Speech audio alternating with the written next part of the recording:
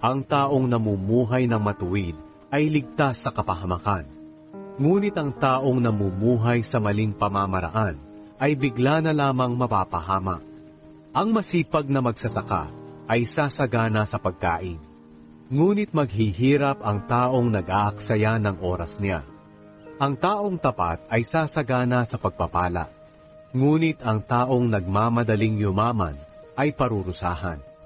Hindi mabuti ang may kinikilingan, ngunit may mga gumagawa nito dahil sa kaunting suhol. Nagmamadaling yumaman ang taong sa pera ay gahaman, ngunit ang hindi niya alam, patungo pala siya sa kahirapan. Pasasalamatan ka pa ng tao sa huli kapag sinaway mo siya ng tapat, kaysa panay ang papuri mo sa kanya kahit hindi nararapat.